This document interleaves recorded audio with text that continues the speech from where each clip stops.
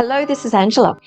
In today's little snippet, I'll be talking to you about our hip flexors. And essentially, these are the muscles, a group of muscles that allow us to flex at the hips and essentially lift our legs. So they're pretty fundamental for day-to-day movements such as walking, running, going up steps and so on. But there's a lot of confusion out there as to whether, do we need to actually strengthen these muscles or do we need to stretch these muscles? Why do we have these issues with our hip flexors? Well, the key reason we have an issue these days is because we spend a lot of time in a seated position. Whether it's working for hours at a desk or driving, we're just not getting the movement through this area of the body that we would if we were in a more active lifestyle. And this has two issues.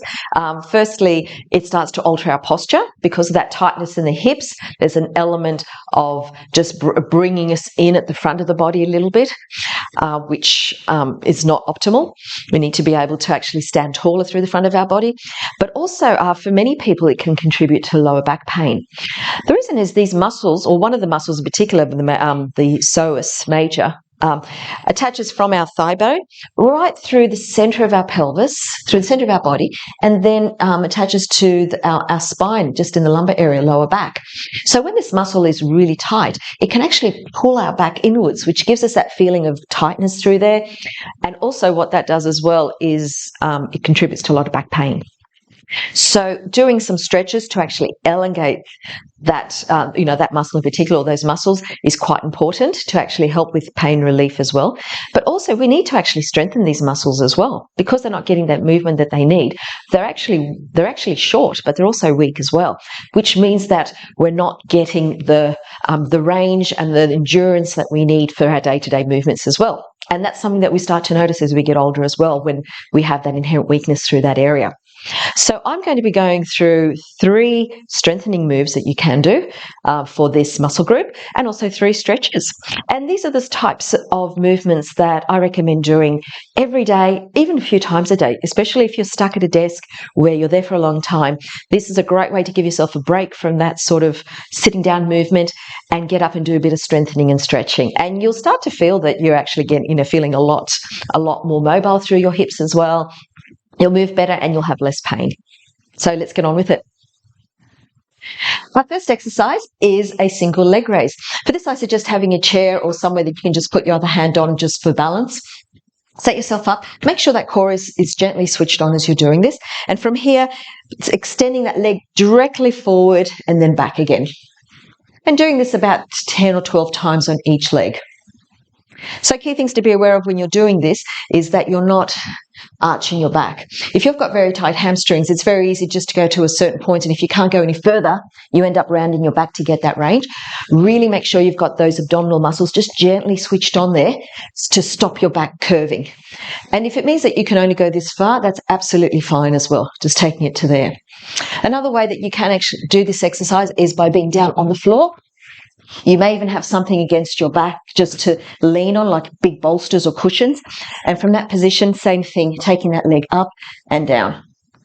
Keeping it quite controlled. Focus on trying to start the movement in the hip rather than the leg. So you almost want to feel like you're switching on the hip first and then bringing yourself or your leg up. And this can feel quite hard to do initially, but just really try and focus that you're engaging those muscles through there to do that first. Second type of exercise is mountain climbers. So for this one, you need to be able to get into a plank position on your toes safely. So for this one, just making sure that you're trying to get a straight line from your head right through to your heels. Ensuring that you're not letting your hips dip, because that puts a lot of strain on your lower back, but also not having your bottom too high up in the air as well. So finding that midpoint there, core is switched on, and from there taking one leg directly forward, not touching the floor there, and then bring it back to that plank, and then taking the other leg forward and back again. And look, to make this more challenging, you can make it faster, but even doing these quite slow and purposefully, you'll find that you get those hip flexors working quite hard. You can also do this same move against a wall. So if I was doing this against a counter, essentially in that leaning up position, taking one leg up and then back again. So that you've got that as an option as well. Okay, our third exercise is the lunge or a single leg squat. For this one, you can do it without any support, but if you feel that you need to, have a chair handy as well, because this can take you off balance if you are not very strong in that area. Start with those feet hip distance apart, and from here, take one leg straight back. Make sure you're not taking it behind the other foot. It's just straight back. And from there, keeping your body upright, bend that back leg down. And from there, bringing this back in again, taking it back down and in. To make it a little bit more challenging there, you can actually add a knee lift as well. So taking it up and down and keep going through that. So doing about 12 on one leg and then turning over and then doing 12 in the other leg as well. So taking it up and then down. Okay, so now let's look at some stretches that we can do. The first one is a standing stretch, and it's quite an easy one to do. Set yourself up. If you've got a step in front of you, that'd be great, or find something like some yoga blocks or something you can put down. Take one foot and place it on that. Now, the leg we're going to be stretching is the one that's actually on the floor. So from here, keeping those core muscles just gently switched on, extend both arms up towards the ceiling. Really trying to reach as high as you can. And you'll start to feel that stretch right through the front of your body. So just trying to get as much elevation through that area as you can, making sure that you're not arching your back. Okay. So what I'd suggest first is just really reach up through those arms and then just do a little forward lean into that step. And then come out of it. And you can do that a few times on each leg. And then come out of it. Do the same with the other leg. Coming forward and then lean into it. So it's only a subtle move, but you will start to feel that stretch right through the front there as well. Our second stretch is what one we usually call a quad stretch. And for this one, if you need the support, grab it.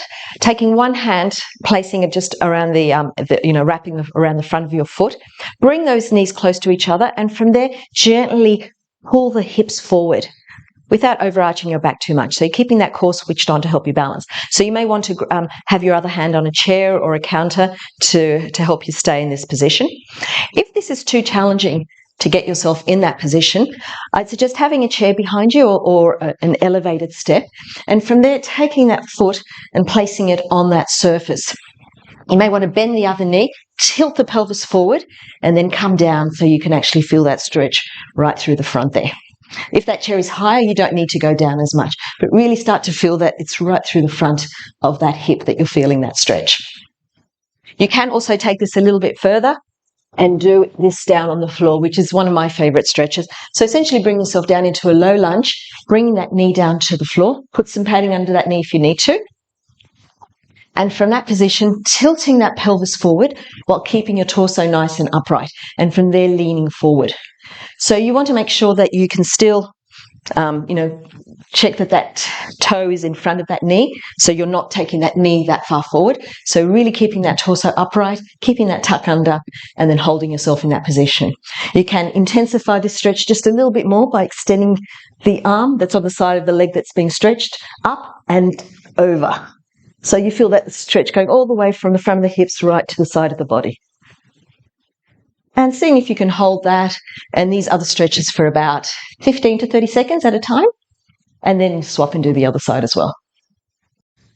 So just to finish off, I've got a final move, which is quite special in that it's both a stretch and a strengthening move at the same time. For that one, you will need something like a bolster or a roller like I've got. You could even take a yoga mat and use that, or a couple of towels rolled up tightly within each other.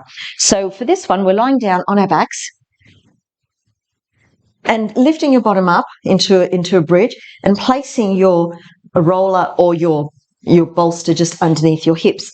So from this position, straightening one leg right down, so we're getting a nice stretch through there, and extend the other leg up towards the ceiling. Make sure you keep those core muscles switched on so that you're not overarching your lower back in this position. And from there, very slowly taking that leg away. So we're really making the hip flexor work and control the move. Once you get close to the floor, you can flex that foot and bring it back up towards the ceiling, nice and slow again. So breathing out as you take that leg away, staying in control of the move the whole time so you're not using momentum, and then flexing to bring yourself back up again. So the slower you can do this, the more challenging it is to, for the hip flexor. So see if you can do about 8 or 12 of these on each side, and then give yourself a break. So that's a few stretches and a few strengthening moves that you can do to both work the hip flexors to make them stronger, but also to help lengthen them and give them a bit more flexibility as well. So try doing these every day, I would suggest, and see how you go with it. I'd love some feedback, so please either leave a comment below or send me a message and let me know how you're going. Cheers.